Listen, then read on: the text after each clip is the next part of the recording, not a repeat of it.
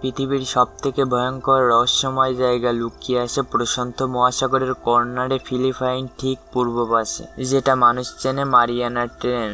কিন্তু এই জায়গাটা আসলে একটি অতল রহস্যময় গহ্বর, যেখানে নামা মানে অন্ধকারে হারিয়ে যাওয়া। প্রায় 1000 মিটার গভীরে সেখানে সূর্যের আলো একটি রশ্মিও পৌঁছাতে পারে না। এমনকি সেখানে নেমে গেলে মনে হয় চারিপাশ থেকে আজব দৈত্য আপনার শরীরটাকে থেবলে দিতে চাইছে। এই গহ্বরে ঢোকার সাহস খুব কম জাতিই দেখিয়েছে, কিন্তু সাম্প্রতিক এক দেশ যেন সব হিসাব নিকাশ সেরে সামনের দিকে ঝাঁপিয়ে পড়েছে। তো আসলে নিচে কি আছে, যার জন্য চীন এত মরিয়া হয়ে উঠেছে? কেন সমুদ্রের গভীরে ঘাঁটি গড়েছে? চলুন আজ এগুলো জানবো।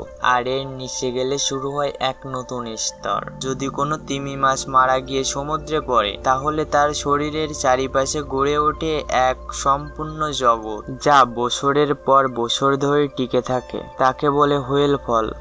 চ্যালেঞ্জিং ডিপ, যা মারিয়ানা ট্রেঞ্চের সবথেকে গভীর অংশ, প্রায় 1000 মিটার নিচে।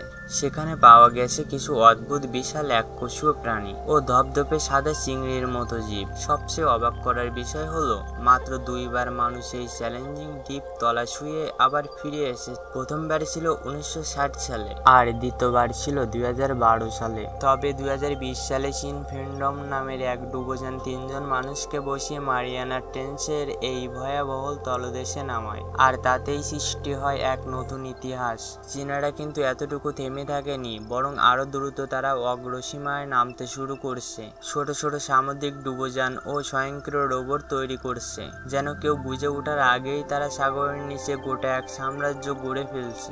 বলা যায় 2024 সালে চীন একটি ছোট রোবট পাঠায়, যার আকার ছিল প্রায় এক জুতোর বাক্সের মতো। সেই রোবটটি তলদেশ স্ক্যান করে আবারও সুস্থভাবে ফিরে আসে। এই ঘটনা প্রমাণ করে, যেখানে আগে বিশাল দামি ডুবোযান পাঠাতে হতো, এখন এক ছোট রোবট দিয়েই সমুদ্র তলদেশ বিস্তৃত এলাকা অভিযান চালানো সম্ভব। আর তাই চীন বানাচ্ছে এমন স্বয়ংক্রিয় রোবট, যারা এক এক কাজে দক্ষ, এবং দল বেঁধে তারা কম খরচে নিঃশব্দে পুরো সমুদ্রতল অভিযান চালাতে পারবে। শুধু তাই নয়, চীন এমন পরিকল্পনা করেছে এক ভয়ঙ্কর সাহসী উদ্যোগ, এমন কিছু যা অন্য কোনো দেশ ভাবতেও সাহস পায়নি। কারণ এই অন্ধকার চাপময় সমুদ্রতলে লুকিয়ে আছে এক অমূল্য ভাণ্ডার। এখানে কিছু জায়গা এমন নিয়মে গঠিত যে সূর্যের আলো ছাড়াই গড়ে উঠেছে এক রহস্যময় জগৎ। কিন্তু এর মধ্যে সবথেকে গুরুত্বপূর্ণ হলো মিথেন হাইড্রোজেন।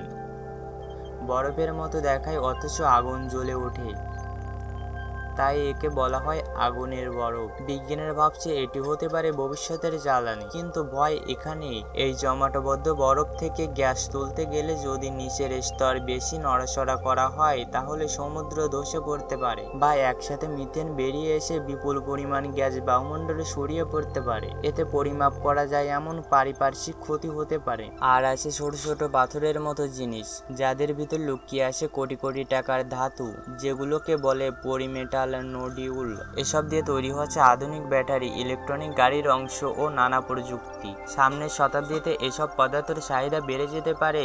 যেসব দেশ পিছিয়ে থাকে তারা আরও ছিটকে পড়বে। এজন্য অনেক দেশ, বড় বড় কোম্পানি এখন থেকে নজর দিচ্ছে সমুদ্রের গভীরে, যেখানে অন্ধকারের নিচে লুকিয়ে আছে আগামী দিনের শক্তি ও সম্পদ। হ্যাঁ, এই গভীর সমুদ্রে ধীরে ধীরে পরিণত হচ্ছে এক গ্লোবাল প্রতিযোগিতার ময়দানে। আর সেই খেলায় এখন চীন ঝড়ের গতিতে এগিয়ে যাচ্ছে। তারা এখন শুধু অনুসন্ধানে নেই, বরং তলদেশের অমূল্য সম্পদ নিজেদের নিয়ন্ত্রণে রাখতে শুরু করেছে স্থায়ী ঘাঁটি ও অত্যাধুনিক প্রযুক্তি বসিয়ে। এখানে শুধু নিচে নামা যথেষ্ট নয়, কে কতটা গভীরে গিয়ে কতটা দক্ষতা ও উপস্থিতি গড়ে তুলছে, সেটাই আসল লড়াই। যে দেশ আজ বিজ্ঞান ও প্রযুক্তি বিনিয়োগ করছে, ভবিষ্যতে গোটা গভীর সমুদ্রের ক্ষমতাও তার দখলে রাখতে পারে। এদিক দিয়ে যুক্তরাষ্ট্র সহ অনেক দেশ পিছিয়ে পড়ছে, বাজেট কমছে, আগ্রহ কমছে, আর সেই সুযোগে চীন অনেক এগিয়ে গেছে। এখন বলা যায় গভীর সমুদ্রের অদৃশ্য সিংহাসনে বসার লড়াইতে তারাই শীর্ষে।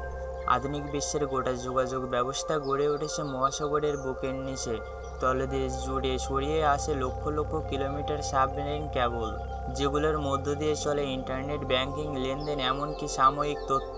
বাইরে থেকে দেখতে মজবুত মনে হলেও এই কেবল খুবই নাজুক। একটা টেলারের জালে আটকে গেলেই কেটে যেতে পারে এই গুরুত্বপূর্ণ কেবল। থমকে যেতে পারে বিশ্বব্যাপী যোগাযোগ ব্যবস্থা। আর ঠিক এখানেই চীন 2025 সালে প্রদর্শন করেছে ভয়াবহ প্রতিভা, কেবল মেরামত নামে এমন একটি রোবট যেটা হাজারো মিটারে গিয়ে কেবল খুঁজে বের করতে পারে, এমনকি চাইলে সেটি নিঃশব্দে কেটে ফেলতেও পারে। যদিও এখন কোনো প্রমাণ মেলেনি তারা এ ধরনের কৌশল ইচ্ছাকৃতভাবে ব্যবহার করেছে, কিন্তু শুধুমাত্র এই সম্ভাবনাটাই বিশ্বশক্তিকে তাক লাগিয়ে দিয়েছে। কারণ যদি এই গভীর কেবলের কারো নিয়ন্ত্রণে চলে যায় তাহলে সারা বিশ্বের যোগাযোগ ব্যবস্থা ও নিরাপত্তা সবকিছু ভেঙে পড়বে। এ কারণে গভীর সমুদ্র আর শুধু গবেষণা ক্ষেত্র নয়, এটি হয়ে উঠেছে আধিপত্যের যুদ্ধক্ষেত্র। আর এই যুদ্ধে কে জিতবে তা নির্ভর করেছে আজকের সিদ্ধান্তের ওপর। কারণ যে গভীরতাকে মানুষ এতদিন ভয় পেত, সেই গভীরতা এখন ভবিষ্যতের চাবিকাঠি হয়ে দাঁড়িয়েছে। তবে যদি এই তলদেশের নিয়ন্ত্রণ ও তথ্য সম্পদ কেউ একা হাতে ধরে নেয়, তাহলে তার মূল্য শুধু একটি দেশের জন্য হবে না, পুরো মানব সভ্যতাকে গলা টিপে রাখতে পারে। এই গ্রহের প্রতিটা মানুষ সেই ভুলের দায় থেকে কেউ রেহাই পাবে না।